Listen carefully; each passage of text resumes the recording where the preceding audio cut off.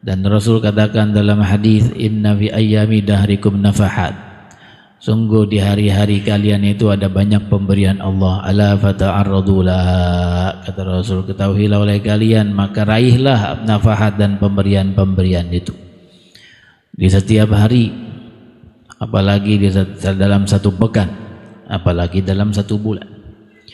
Di setiap harinya datang kepada kita waktu sahar, maka Allah Ta'ala memberikan satu pemberian besar di waktu sahar, waktu sebelum subuh datang, sebelum fajar terbit, disebut dengan waktu sahar. Sunahkan seseorang untuk bangun dan beribadah walau sedikit, lalu bermunajat kepada Allah. Allah Ta'ala berkata di waktu-waktu seperti itu, ala hal min mustaghfirin fa'aghfiralah, kata Allah, apakah ada orang yang minta ampun, aku akan ampuni dia. Dan ini ada di waktu sahar.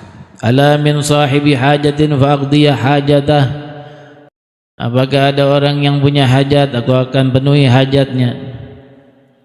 Dan itu hanya di waktu sahar.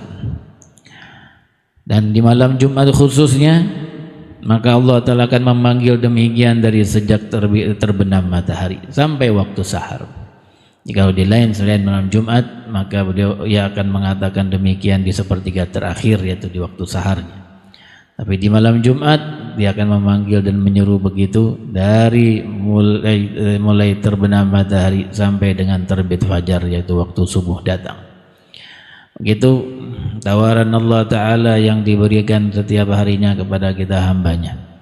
Lain lagi dengan janji maghfirah yang ada antara salat fardu dengan salat fardu, antara Ramadan dengan Ramadan, antara Jumat dengan Jumat. Kafaratun lima bainahuma, kata Rasul dalam hadis, ada pengampunan dosa antara keduanya. Dari satu salat fardu ke salat fardu ada pengampunan dosa. Dari salat Jumat ke Jumat ada pengampunan dosa. Bahkan bagi yang membaca surat Al-Kahfi ditambahkan 3 hari. Lalu antara Ramadan dengan Ramadan ada pengampunan dosa.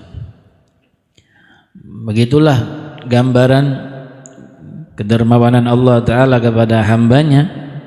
Dia tahu bahwasanya hambanya enggak lepas dari kesalahan dan dosa-dosa mereka. Selalu orang seperti kita ini melumuri diri dengan maksiat, sadar ataukah enggak sadar. Tetapi yang terpenting dari itu semua adalah kembali kepada Allah Subhanahu wa Ta'ala sehingga kita menjadi awwab. Allah mengatakan tentang Nabi Allah Daud alaihissalatu wassalam atau Nabi Allah Ayub, ni'mal abdu innahu awwab, sebaik-baik hamba adalah dia. Dan Nabi Allah Ayub, innahu awwab, karena dia sungguh adalah seorang yang awwab, seorang yang selalu kembali kepada Allah Subhanahu wa Ta'ala. Kita dengar bagaimana sebuah hadis disebutkan bahwa seorang hamba berdosa lalu dia berkata kepada Allah Ta'ala, Rabbi aznabtu dzanban faghfirli, ya Rabb, aku berdosa maka ampuni diriku. Lalu Allah pun mengatakan pada malaikat, alima abdi anna lahu rabban yaghfirudz dzunub, hambaku itu tahu bahwasanya dia punya Tuhan yang mengampuni dosa. Faghfaralah, maka Allah Ta'ala ampuni dosa orang itu.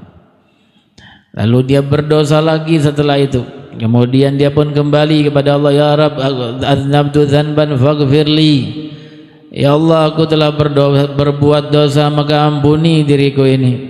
Maka Allah pun mengatakan pada malaikat untuk yang kedua kalinya, dia katakan dengan hal yang sama, hambaku itu tahu bahwasanya dia punya Tuhan yang mengampuni dosa. Faghfaralah, lalu Allah mengampuni dosanya.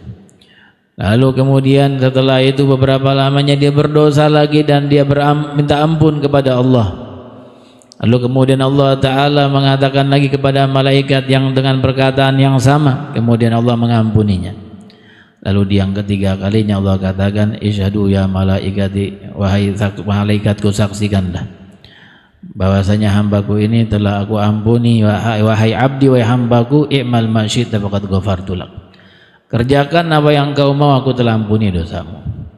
Karena Allah Ta'ala tahu dari hambanya ini bahwa setelah dia berulang-ulang berbuat dosa kemudian kembali kepada Allah dan bertaubat, maka sebelum dia berbuat dosa lagi yang keempat, kelima, keenam, Allah telah katakan aku telah ampuni dosamu.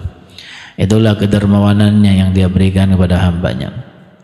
Maka taubat adalah sesuatu yang diinginkan Allah Ta'ala dari setiap hamba, dan tidak dia lihat bagaimana seberapa besar dosa yang mereka lakukan, apakah itu sebesar gunung bahkan walaupun itu menembus langit.